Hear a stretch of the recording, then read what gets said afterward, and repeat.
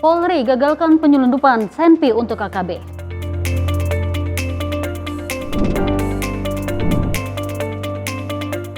Pengemudi hingga kurir daring resmi mendapatkan BHR 2025. Penemuan kerangka manusia di asrama polisi Gresik.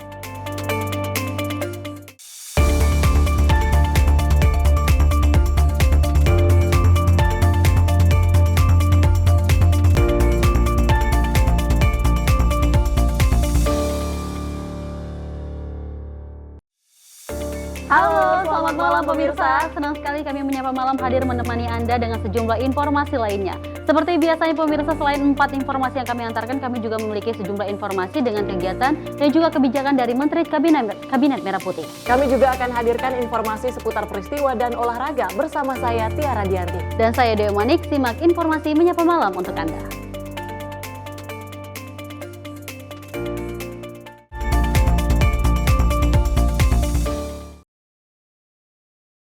Pemirsa, kita awali informasi menyapa malam. Presiden RI Prabowo Subianto menegaskan bahwa komponen tunjangan kinerja THR ASN cair 100%. THR dan gaji ke-13 2025 akan dibayarkan mulai 17 Maret dan dijangkau 9,4 juta penerima di seluruh Indonesia.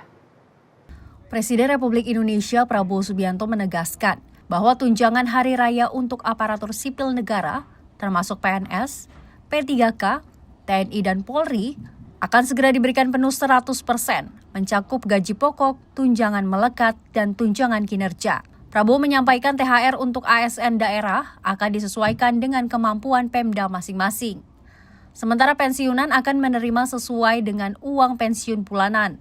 Kejadian ini tercantum dalam Peraturan Pemerintah Nomor 11 Tahun 2025 yang telah ditandatangani. Tunjangan kinerja itu 100%. Pemberiannya itu diingatkan oleh Menteri Keuangan. Ya, 100%. THR akan dibayar 2 minggu sebelum Hari Raya Idul Fitri, mulai dicairkan hari Senin tanggal 17 Maret tahun 2025. Sedangkan gaji ke-13 akan dibayar pada awal tahun ajaran baru sekolah, yaitu pada bulan Juni tahun 2025. Semoga dengan adanya kebijakan ini dapat membantu dalam mengelola kebutuhan selama mudik dan selama libur Lebaran. THR dan gaji ke-13 tahun 2025 akan disalurkan kepada seluruh aparatur negara di pusat dan daerah, termasuk PNS, P3K, prajurit TNI, Polri, Hakim, serta pensiunan dengan total penerima mencapai 9,4 juta orang. Tim redaksi Sinpo TV melaporkan. Pandawara Group, sekelompok anak muda konten kreator berbasis isu lingkungan, mendatangi Istana Kepresidenan Jakarta. Kelompok pemuda peduli lingkungan ini mengaku dipanggil Presiden Prabowo Subianto untuk membahas isu lingkungan dan juga masalah sampah di Indonesia. Presiden Prabowo Subianto bertemu dengan kelompok pemuda peduli lingkungan Pandawara Group di Istana Merdeka Jakarta. Percakapan yang juga diikuti oleh Menteri Sekretaris Negara Prasetyo Hadi serta Sekretaris Kabinet Teddy Indrawijaya diketahui membahas berbagai isu terkait penanganan permasalahan sampah di Indonesia. Anggota Pandawara Group, Gilan Rahma, usai pertemuan dengan Presiden Prabowo Subianto menyebut Presiden menyampaikan apresiasi atas setiap langkah yang telah dilakukan pihaknya. Presiden juga sempat berpesan untuk terus berjalan dengan komitmen dan tak mengenal lelah ke depannya. Meski mengaku tak membahas soal pendanaan, Gilang menyebut Pandawara sempat menyampaikan sejumlah tantangan yang dihadapi di lapangan saat membersihkan tumpukan dan mengangkut sampah. Salah satunya terkait sulitnya perizinan. Sudah ada beberapa poin yang kita sampaikan, kesulitan-kesulitan ataupun masalah-masalah yang selama ini kita alami di lapangan, kita coba sampaikan kepada beliau dan alhamdulillah hasilnya positif. Dan mungkin nanti ada beberapa hal yang bisa jadi lebih membantu kita pada saat di lapangan. Mungkin kita tidak bisa sebutkan. Ya mungkin itu salah satu diantaranya, itu yang paling basic, masalah perizinan. Karena setiap sampah yang kita angkut dari sungai itu kuantitinya banyak. Jadi kita harus kirim dengan surat izin, seperti itu. Pandawara Group berharap pertemuan dengan Presiden dapat meningkatkan kesadaran berbagai pihak, baik dari swasta, individu maupun pemerintah, agar dapat bersinergi untuk menyelesaikan masalah pengelolaan sampah. Mengingat masalah lingkungan di Indonesia terbilang kompleks dan perlu diatasi secara masif dan intensif. Dari Jakarta, Dio Malau, Sinpo TV melaporkan. Sementara itu pemirsa, Ketua DPR RI Puan Maharani menegaskan pentingnya soliditas antara Indonesia dan Vietnam dalam menghadapi dinamika global yang semakin kompleks. Hal ini disampaikannya usai menerima kunjungan Sekretaris Jenderal Partai Komunis Vietnam di Gedung Nusantara Kompleks Parlemen Senayan, Jakarta pada Selasa 11 Maret 2025. Ketua DPR RI Puan Maharani menekankan bahwa di tengah berbagai tantangan global, termasuk konflik dan perang yang terjadi di berbagai belahan dunia, negara-negara ASEAN harus memperkuat kerjasama dan solidaritas demi menjaga stabilitas kawasan. Menurutnya, hubungan Indonesia dan Vietnam telah memiliki fondasi yang kuat, terutama karena didasarkan pada prinsip saling menghormati, saling pengertian, dan saling menguntungkan. Ia menilai kerjasama bilateral harus terus diperkuat agar dapat mengatasi berbagai dampak negatif dari situasi global saat ini. Kami bersepakat untuk sama-sama mempererat dan meningkatkan hubungan di antara kedua negara, dan DPR RI siap bekerja sama dengan pemerintah Vietnam, juga dengan National Assembly atau DPR yang ada di Vietnam, untuk sama-sama bekerja sama dalam meningkatkan hubungan ekonomi, perdagangan, kemudian people-to-people contact ataupun hubungan dengan masyarakat, dan tentu saja hubungan di antara kedua parlemen. Dalam pertemuan tersebut, Puan dan Tholam yang membahas berbagai aspek kerjasama, termasuk di bidang ekonomi, perdagangan, dan hubungan antar masyarakat. Puan menegaskan bahwa DPR RI siap bekerja sama dengan Parlemen Vietnam guna mempererat hubungan kedua negara. Diketahui DPR RI telah membentuk grup kerjasama bilateral Indonesia-Vietnam untuk periode 2024-2029 sebagai bagian dari 102 GKSB yang dimiliki DPR. Hal ini sebagai komitmen pemerintah Indonesia dalam mendukung kerjasama bilateral dengan Vietnam yang lebih erat. Tim redaksi Sinpo TV melaporkan. Polri melalui Satgas Operasi Damai Kartens 2025 berhasil menggagalkan penyelundupan senjata api dan amunisi yang akan disalurkan ke kelompok kriminal bersenjata atau KKB di Puncak Jaya. 3 orang tersangka berhasil diamankan dalam operasi ini. Salah satunya dengan diantaranya mengaku membeli senjata tersebut seharga 1,3 miliar rupiah dari luar Papua. Polri melalui Satgas Operasi Damai Kartens 2025 berhasil menggagalkan penyelundupan senjata api dan amunisi yang akan disalurkan ke kelompok kriminal bersenjata atau KKB di Puncak Jaya. Dalam operasi ini sebanyak 2 pucuk senjata api laras panjang, 4 senjata api laras pendek, serta 882 butir amunisi berhasil diamankan. 3 orang tersangka berhasil diamankan dalam operasi ini, dengan salah satu diantaranya mengaku membeli senjata tersebut seharga 1,3 miliar dari luar Papua. Tak hanya itu, tim juga menyita uang tunai sebesar 369,6 juta yang diduga terkait dengan transaksi penyelundupan senjata. Saat ini penyelidikan masih terus berlanjut untuk mengungkap jaringan penyelundupan yang terlibat dalam kasus ini. Polri menegaskan komitmennya untuk terus memberantas peredaran senjata ilegal dan menindak tegas pelaku kriminal bersenjata di Papua. Dari Jakarta, tim redaksi Sinpo TV melaporkan. Wakil Ketua DPR RI, Koordinator Kesejahteraan Rakyat Cucun Ahmad Syamsurijal meninjau lokasi banjir di Kecamatan Dayakolot, Kabupaten Bandung. Dalam kunjungan tersebut, ia juga didampingi oleh perwakilan Kementerian Sosial, Badan Nasional Penanggulangan Bencana, dan Bupati Bandung Dadang Supriyatna. Menurut Cucun, diperlukan langkah-langkah strategi sebagai solusi konkret dan berkelanjutan untuk meminimalisasi bencana banjir yang kerap terjadi di wilayah Dayakolot, Balenda, Bojong Soang, dan daerah lainnya. Ia menyatakan diperlukan perencanaan yang matang dan tindakan cepat untuk mengatasi masalah ini. Penyelesaian banjir menurutnya tidak bisa hanya reaktif saat banjir datang, tetapi harus ada upaya pencegahan yang berkelanjutan. Dirinya mencontohkan bagaimana banjir dari Sungai Ciliwung yang kini berkurang setelah mulai difungsikannya Danau Ciawi. Hal itu dinilai efektif dalam mengurangi resiko banjir di daerah aliran Ciliwung. Tiap bencana segera langsung memastikan semua stakeholder yang ada yang menjadi kemitraan di DPR yang menangani tanggap darurat ini kan BNPB. Makanya diperlukan satu langkah-langkah strategis dalam penanganan bencana itu kan bukan apalagi yang bencana sudah rutinan seperti banjir yang terjadi di Dayakolot ini, Balenda, kemudian Ciliwung. Itu penanganan yang harus segera ada way out-nya. Kayak Ciliwung kan sekarang danau yang di Ciawi sudah akan difungsikan ya. Nah ini tadi Pak Bupati saya tanya juga, kolam retensi atau kolam embung ya, untuk menampung air biar tidak masuk secara langsung ke sungai, ini kita akan lakukan juga di Kabupaten Bandung. Nah ini tugas fungsi kami di DPR, bagaimana ketika bencana terjadi itu segera pastikan. Lebih lanjut, Cucun juga menegaskan bahwa saat bencana terjadi yang terpenting adalah memastikan kesiapan pemerintah dalam memberikan bantuan tanggap darurat, terutama dalam penyediaan makanan bagi warga. Ia menegaskan bahwa keselamatan masyarakat adalah prioritas utama dalam penanganan bencana. Ia juga mengajak seluruh elemen masyarakat untuk menjaga lingkungan dan meningkatkan kesadaran akan mitigasi bencana. Tim redaksi Sinpo TV melaporkan.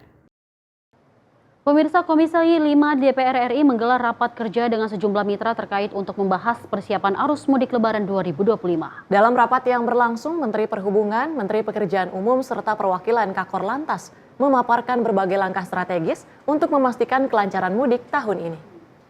Komisi 5 DPR RI menggelar rapat kerja dengan sejumlah mitra terkait untuk membahas persiapan arus mudik Lebaran 2025 pada Selasa 11 Maret 2025. DPR RI berkolaborasi dengan mitra terkait untuk merumuskan langkah-langkah strategis dalam menghadapi arus mudik Lebaran tahun 2025. Mulai dari infrastruktur hingga pengaturan transportasi dipersiapkan dengan cermat. Dalam rapat yang berlangsung, Menteri Perhubungan, Menteri Pekerjaan Umum, serta perwakilan Korlantas memaparkan berbagai langkah strategis untuk pastikan kelancaran mudik tahun ini. Kakor Lantas diantaranya juga memberikan penjelasan mengenai kesiapan infrastruktur jalan dan skenario arus lalu lintas.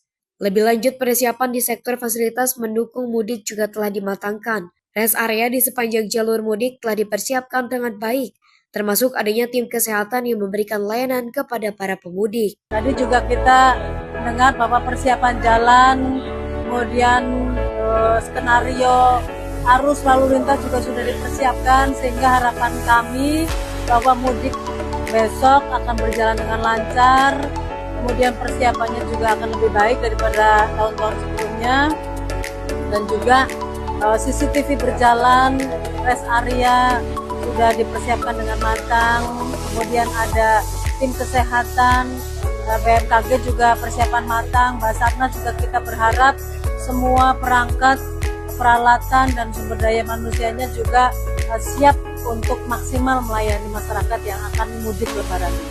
Selain itu, BMKG juga menyatakan kesiapan dalam memantau cuaca selama arus mudik, serta Basarnas yang siap untuk hadapi segala potensi bencana. Dari Jakarta, tim redaksi Sinpo TV melaporkan. Pemirsa, usai jeda kami akan hadirkan sejumlah informasi, di antaranya Kapolri lakukan safari Ramadan di Polda Jawa Barat. Tetaplah bersama kami di Sinpo TV.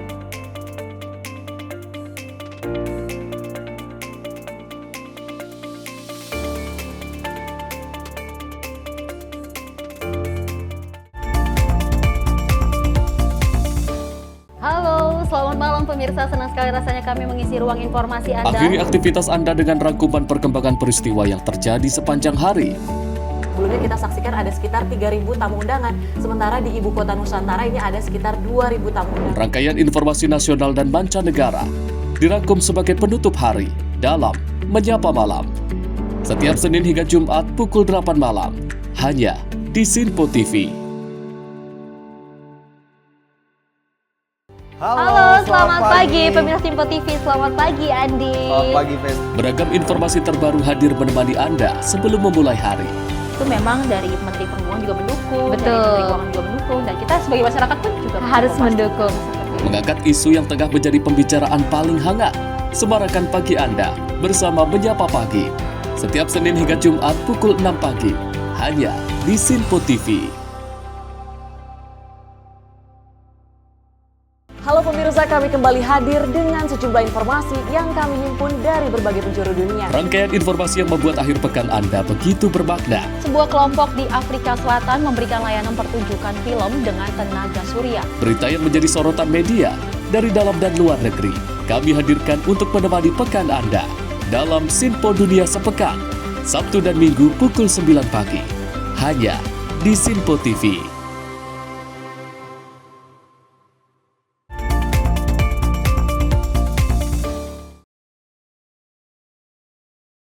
Terima kasih pemirsa, Anda kembali menyaksikan informasi Menyapa Malam. Kita lanjut di mana Wamendagri Bima Arya Sugiarto ini meminta kepala daerah di wilayah rawan bencana untuk meningkatkan kesiapan menghadapi potensi hujan lebat yang diprediksi terjadi pada 10 hingga 20 Maret 2025. Peringatan ini menyusul rilis dari BMKG yang menyatakan beberapa wilayah Indonesia berpotensi mengalami curah hujan tinggi.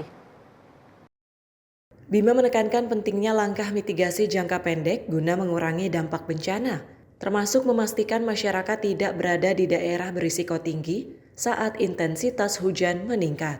Ia juga mendorong pemerintah daerah mencontoh kesiapan Desa Bojongkulur dalam mengantisipasi banjir dan bencana lainnya. Menurutnya, kesiapsiagaan pemerintah daerah menjadi kunci dalam mengurangi risiko korban dan kerugian akibat bencana.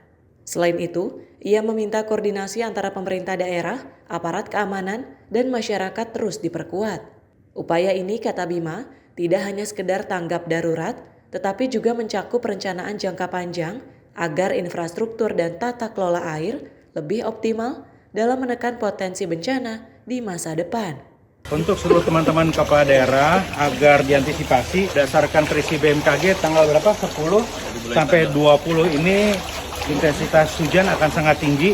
Memang diupayakan dilakukan operasi modifikasi cuaca, tapi tetap harus diantisipasi supaya warga tidak terlalu terdampak, terutama bagi titik-titik yang memang langganan banjir. BMKG sebelumnya memperingatkan bahwa beberapa daerah di Indonesia diperkirakan akan mengalami curah hujan tinggi selama periode pertengahan Maret. Oleh karena itu, kesiapsiagaan dan mitigasi bencana menjadi hal yang krusial dalam mengantisipasi dampak buruk akibat cuaca ekstrim. Dengan langkah cepat dan koordinasi yang baik, diharapkan dampak dari curah hujan lebat dapat diminimalkan dan keselamatan masyarakat tetap terjaga. Tim redaksi Sinpo TV melaporkan. Kementerian Pelindungan Pekerja Migran Indonesia kembali ingin mewujudkan pekerja migran yang tersertifikasi dan terampil dalam sektor perikanan. Dan juga Menteri P2MI Abdul Qadir Kading ini meminta lembaga sertifikasi profesi sektor perikanan untuk membangun pelatihan bagi pekerja migran. Menteri Perlindungan Pekerja Migran Indonesia Abdul Qadir Kading melakukan diskusi dengan lembaga sertifikasi profesi sektor perikanan untuk membahas peluang penempatan dan sertifikasi kompetensi pekerja migran di sektor perikanan.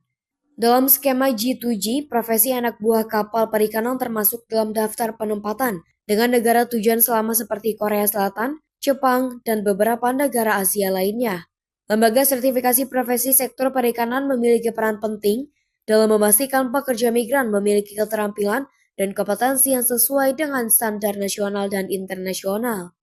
Kita berharap sebenarnya ini akan terbangun ekosistem pelatihan, di dalamnya ikut sertifikasi profesi.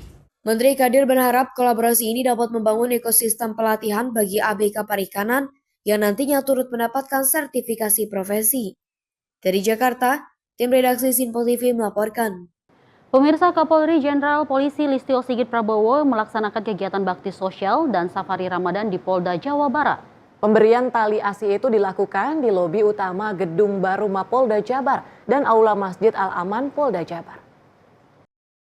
Terdapat 4.900 paket sembako yang didistribusikan kepada para pekerja buruh dan korban bencana alam melalui sinergi antara Bapinsa dan Babin Kamtibmas. Tidak hanya itu, 191 paket bingkisan sebagai tali asih diberikan kepada para ulama dan anak yatim. Berbagai bantuan sosial dan bingkisan ini sebagai wujud peduli dan saling membantu terutama dalam rangka bulan suci Ramadan.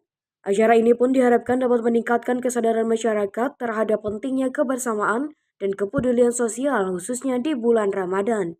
Selain itu, kegiatan ini bertujuan untuk mempererat hubungan antara TNI, Polri, dan masyarakat guna menciptakan kondisi keamanan serta ketertiban yang lebih baik di wilayah Jawa Barat. Acara diakhiri dengan buka bersama yang menjadi simbol kebersamaan dalam menjalani bulan suci Ramadan. Kegiatan bakti sosial dan safari Ramadan ini diharapkan dapat memperkuat solidaritas antara TNI, Polri, dan masyarakat, serta memberi manfaat langsung kepada mereka yang membutuhkan.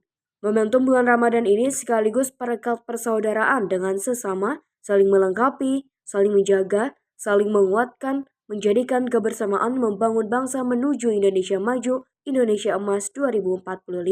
Tim redaksi Sinpo TV melaporkan. Pemirsa, Indonesia kembali menunjukkan komitmennya dalam perlindungan perempuan dan anak saat melakukan pertemuan bersama dengan negara Australia dan Malaysia. Di mana juga ketiga negara tersebut sepakat akan menciptakan kebijakan yang lebih efektif demi mewujudkan dunia yang aman serta setara bagi perempuan dan anak.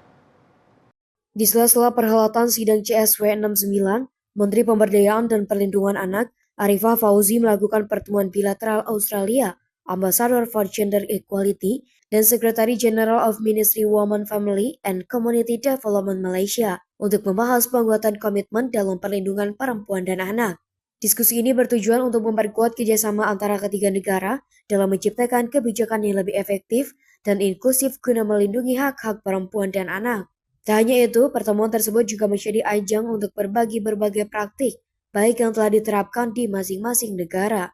Melalui pertukaran pengalaman ini, diharapkan ketiga negara dapat lebih memperkuat komitmennya dalam mewujudkan dunia yang lebih aman dan setara bagi perempuan dan anak. Tim redaksi Sinpo TV melaporkan.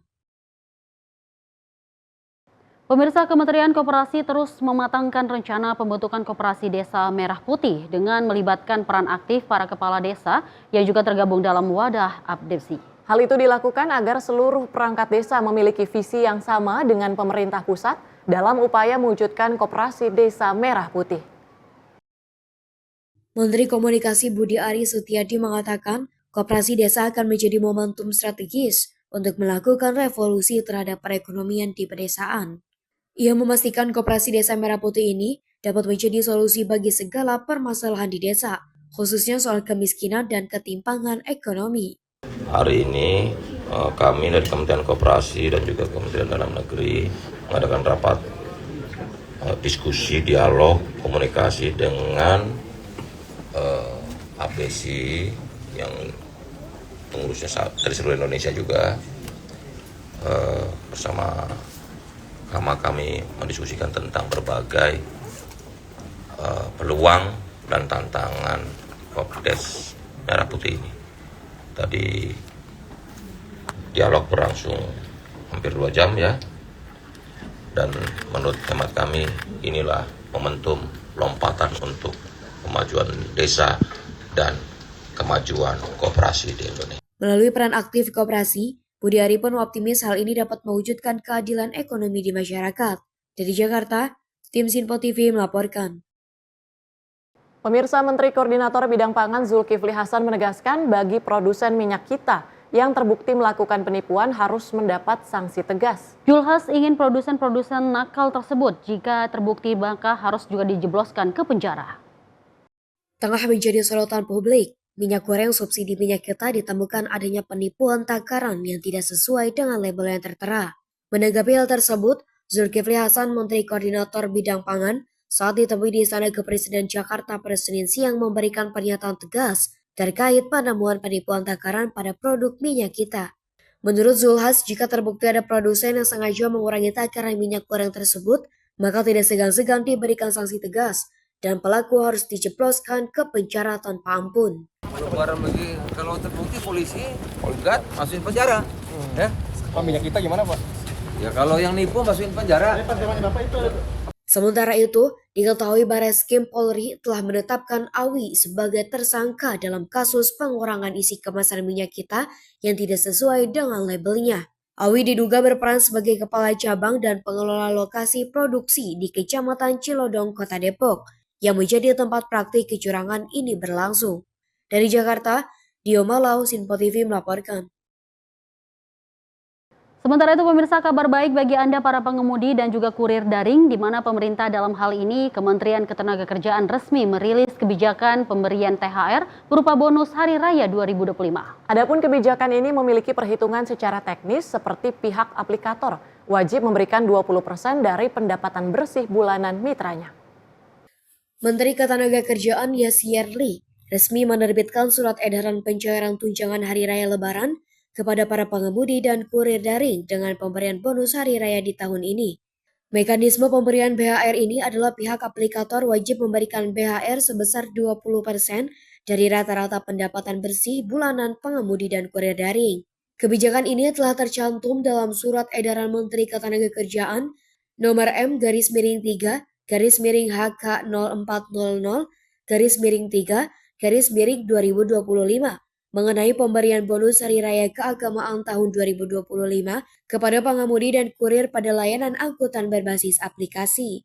Kriteria yang disorot Yassi Harli pada BHR ini adalah tingkat produktivitasnya serta kinerja yang baik selama kurun waktu 1 tahun terakhir. Bonus Hari Raya ini diwajibkan pemerintah dibayarkan oleh aplikator kepada mitranya paling lambat 7 hari sebelum Hari Raya Lebaran dimulai. Untuk itu, saya menghimbau kepada seluruh perusahaan layanan angkutan berbasis aplikasi untuk memberikan bonus hari raya kepada pengemudi dan kurir online dalam bentuk uang tunai dengan besaran sebagai berikut. A. Bagi pengemudi dan kurir online yang produktif dan berkinerja baik, bonus hari raya keagamaan diberikan secara proporsional sesuai kinerja dalam bentuk uang tunai dengan perhitungan sebesar 20% dari rata-rata pendapatan bersih bulanan selama 12 bulan terakhir. Pemberian bonus hari raya kepada para pengemudi dan kurir daring ini sebagai bentuk apresiasi pemerintah atas kinerjanya dalam mendukung layanan transportasi dan logistik digital Indonesia. Dari Jakarta, Max, juru kamera Robai Fahim, Tim Liputan Sinpo TV melaporkan. Pemirsa jangan kemana-mana, usai jeda kami akan kembali dengan sejumlah informasi lainnya terkait polisi tangkap sindikat pembuat STNK palsu dari kelompok negara Kekaisaran Sunda Nusantara. Tetaplah bersama kami di Sinpo TV.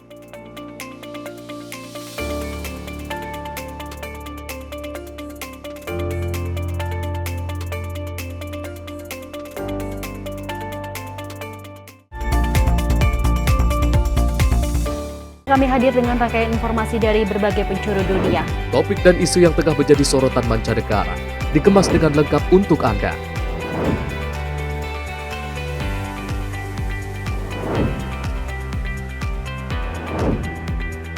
Peristiwa penting yang terjadi dari berbagai belahan dunia kini hadir dalam Sinpo Dunia setiap Senin hingga Jumat pukul 7:30 malam hanya di Sinpo TV.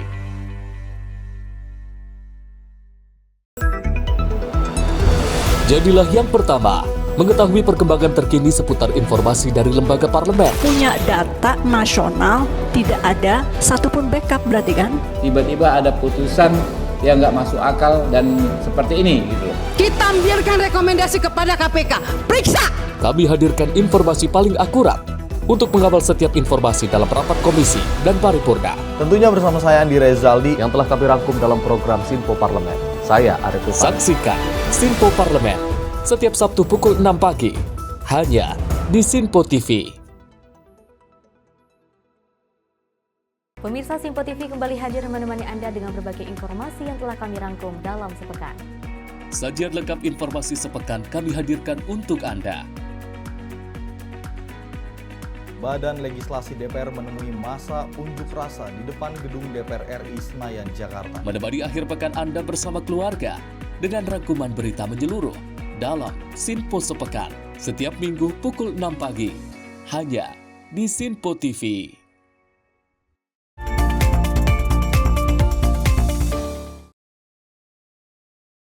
Pemirsa, terima kasih Anda masih menyaksikan Menyapa Malam. Informasi kami lanjutkan. Penemuan kerangka manusia dalam sebuah mobil di asrama polisi Polsek Ujung Pangkah, Gresik menggegerkan warga dan aparat setempat. Kerangka tersebut juga ditemukan dalam kondisi menggenaskan di kursi bagian kiri mobil depan Honda Civic yang sudah bertahun-tahun terparkir di sana.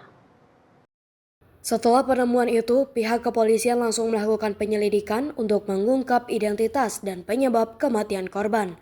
Kerangka manusia ini ditemukan dalam sebuah mobil Honda Civic yang telah lama terparkir di asrama polisi Polsek Ujung Pangkah.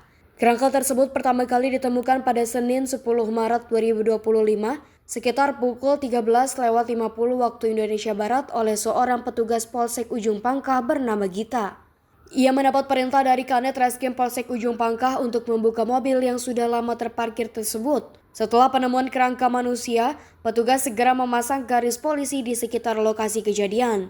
Tim identifikasi Polres Gresik juga dipanggil untuk melakukan pemeriksaan lebih jauh. Hingga saat ini pihak kepolisian masih berupaya mengidentifikasi kerangka manusia yang ditemukan. Proses identifikasi dilakukan oleh tim Inafis Polres Gresik. Penyelidikan lebih lanjut masih terus dilakukan oleh pihak kepolisian untuk mengungkap identitas dan penyebab kematian korban. Tim redaksi Sinpo TV melaporkan. Sementara itu pemirsa, guna menjaga kondusivitas di momentum kesucian bulan suci Ramadan, petugas Satuan Polisi Pamung Praja Pemerintah Kota Administrasi Jakarta Barat ini menggelar razia penyakit masyarakat di sejumlah lokasi di Jakarta Barat dini hari tadi. Sebanyak 14 wanita yang diduga merupakan pekerja seks komersial terjaring dalam razia pekat tersebut. Kepanikan mewarnai razia pekat yang digelar petugas Satpol PP Pemkot Jakarta Barat di kawasan Pekojan Tambora, Jakarta Barat dini hari tadi. Para perempuan yang diduga merupakan pekerja seks komersial yang sedang mangkal di perlintasan rel di lokasi ini kocar-kacir berhamburan dan panik ketakutan. Bahkan diantaranya tak sedikit yang lari tunggang langgang saat melihat kedatangan petugas yang saat itu sedang menggelar razia.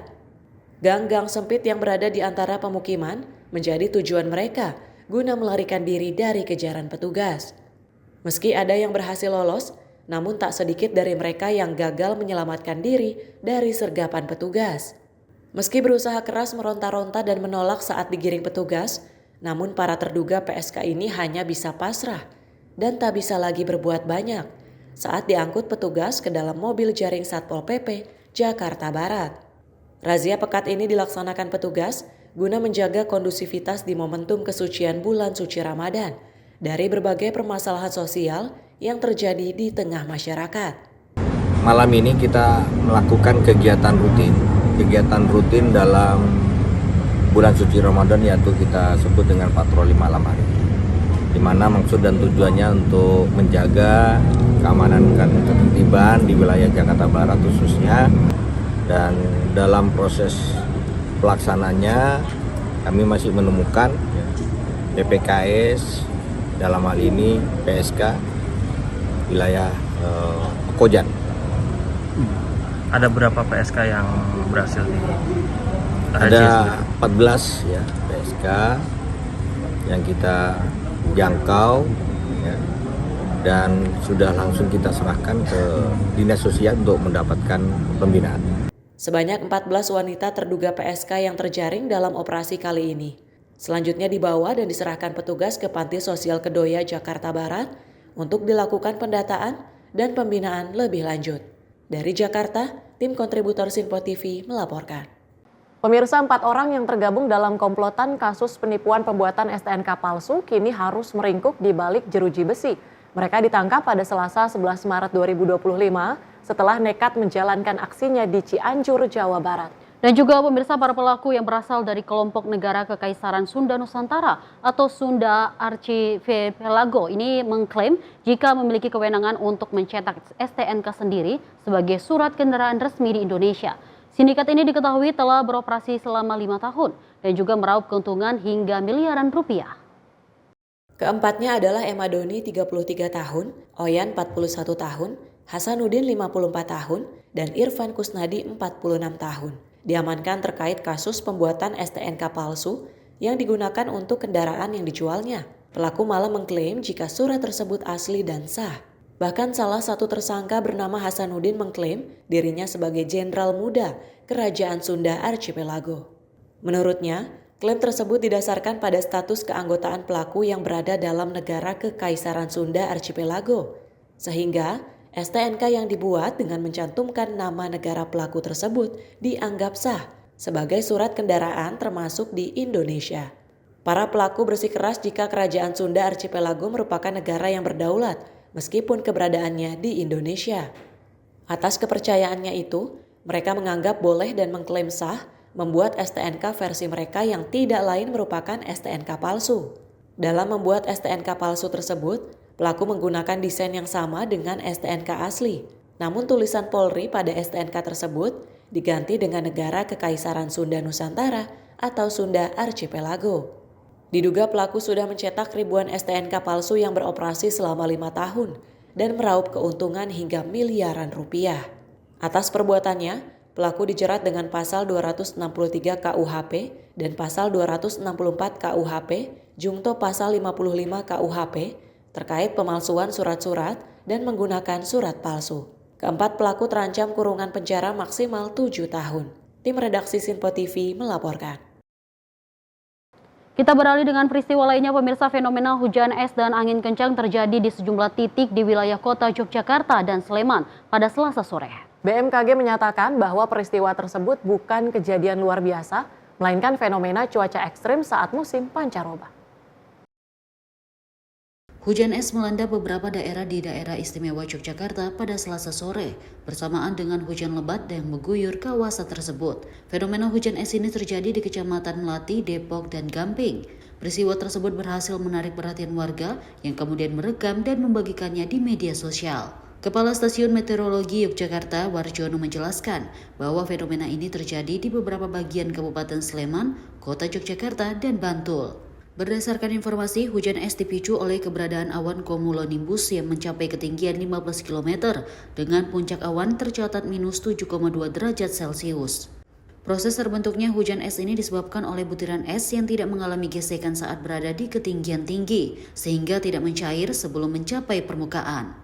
Badan Meteorologi, Klimatologi, dan Geofisika BMKG menjelaskan bahwa peristiwa tersebut bukanlah kejadian yang luar biasa, melainkan fenomena cuaca ekstrim yang terjadi saat musim pancaroba. Tim redaksi Sinpo TV melaporkan. Pemirsa, sebuah truk mengalami insiden di jalan tol dan terjun bebas dari jalan layang di Tol Cibitung, Cilincing, Kabupaten Bekasi. Truk diduga mengalami pecah ban hingga hilang kendali dan juga keluar dari jalur tol. Supir berhasil selamat dan telah dibawa ke rumah sakit terdekat. Insiden truk terjun bebas terjadi di Tol Cibitung, Cilincing, Kabupaten Bekasi. Truk yang melaju di jalan layang tiba-tiba kehilangan kendali dan jatuh dari ketinggian sekitar 5 hingga 6 meter. Kejadian ini diduga dipicu oleh pecah ban yang menyebabkan kendaraan oleng dan keluar dari ruas tol. Beruntung sopir truk selamat dalam insiden ini dan langsung dilarikan ke rumah sakit untuk mendapatkan perawatan. Hingga saat ini belum ada laporan mengenai korban lain atau kerusakan pada infrastruktur tol akibat kejadian ini. Petugas kepolisian telah menangani lokasi kejadian dan melakukan evakuasi kendaraan. Pihak berwenang masih menyelidiki penyebab pasti insiden ini, serta memastikan kondisi jalan tetap aman bagi pengguna tol lainnya. Dari Jakarta, Rido, Tim Sinpo TV melaporkan. Pemirsa, Polres Bogor membongkar praktik nakal produsen minyak kita di kawasan Sukaraja, Bogor, Jawa Barat. Modus yang dilakukan pelaku ini mulai dari mengurangi takaran hingga menjual di atas harga eceran tertinggi. Pelaku pun telah ditetapkan sebagai tersangka dan terancam hukuman 5 tahun penjara serta denda miliaran rupiah.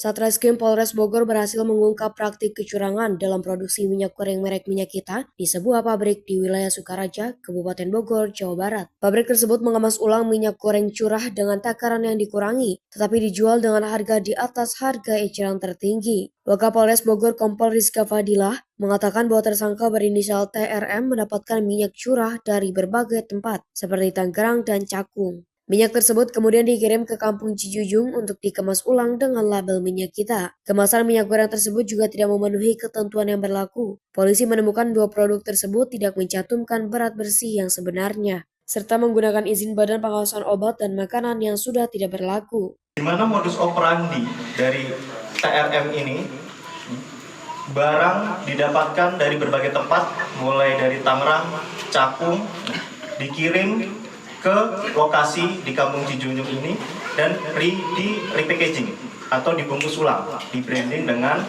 label Minyak Kita. Sebagaimana yang diedarkan seharusnya, berat bersih yang diedarkan itu 1 liter. Namun oleh tersangka, berat yang diedarkan itu 750 sampai 800 ml. Sehingga terjadi pengurangan kuota yang seharusnya. Modus operandi tersangka TRM ini barang didapatkan dari berbagai daerah, mulai dari Tangerang hingga Cakung, Jakarta Timur, dan bungkus ulang dibanding dengan label Minyak Kita yang diedarkan serta takaran yang dikurangi. Seharusnya bersih yang diedarkan itu 1 liter. Menurut Rizka, saat ini polisi telah memeriksa 6 orang saksi dalam kasus ini. Dari hasil penyelidikan, 1 orang telah ditetapkan sebagai tersangka, yaitu TRM. Akibat perbuatannya, TRM dijerat dengan pasal 62 ayat 1 Junto, pasal 8 ayat 1 Undang-Undang Nomor 8 Tahun 1999 tentang Perlindungan Konsumen. Tersangka terancam hukuman penjara maksimal 5 tahun atau denda hingga 2 miliar. Dari Bogor, Jawa Barat, Fazar Ilham, Simpo TV melaporkan. Pemirsa, 3 gerbong kereta yang terparkir di Stasiun Tugu, Yogyakarta pada Rabu pagi terbakar. Api berhasil dipadamkan setelah lebih dari 1 jam upaya pemadaman. Kejadian itu juga menyita perhatian masyarakat yang viral di dunia maya. Tertabraknya gerbong kereta cadang atau stapling di Stasiun Tugu Yogyakarta ini salah satunya diunggah oleh akun @jogja.net. Dalam video tersebut terlihat asap hitam membumbung tinggi di kawasan Stasiun Tugu Yogyakarta pada Rabu pagi.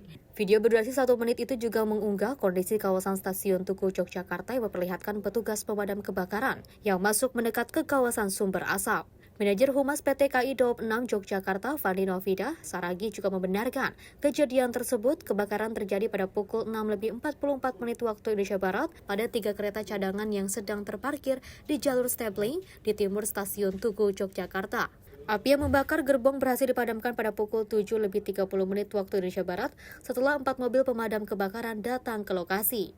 Fani menjelaskan tidak ada korban jiwa dalam kejadian ini. Insiden tersebut juga tidak mengganggu perjalanan kereta api. Memastikan bahwa pada pukul 6:44 tadi pagi, petugas kami menerima info bahwa terjadi kebakaran di Stasiun Tugu Yogyakarta, dan kemudian pada 6:44 pemadam kebakaran pertama mulai datang dan proses pemadaman berjalan, penanganan berjalan, dan pada pukul 7:30 semua area berhasil dipadamkan dan tidak terkendala kepada perjalanan kereta api. Ada 3 kereta yang sedang stabling atau sedang parkir. Pemicunya apa, Bu? Untuk penyebab masih dalam penelusuran, ini masih dipelajari di internal dulu. Kita tunggu prosesnya. Seperti kereta penumpang, namun ini kereta stabling, jadi belum disiapkan untuk rangkaian apapun seperti itu. Di Yogyakarta, kontributor Simpo TV melaporkan. Dan pemirsa, informasi tadi menutup perjumpaan kita dalam edisi Menyapa Malam kali ini. Saya Dewi Manik pamit, terima kasih atas kebersamaan Anda. Sampai jumpa.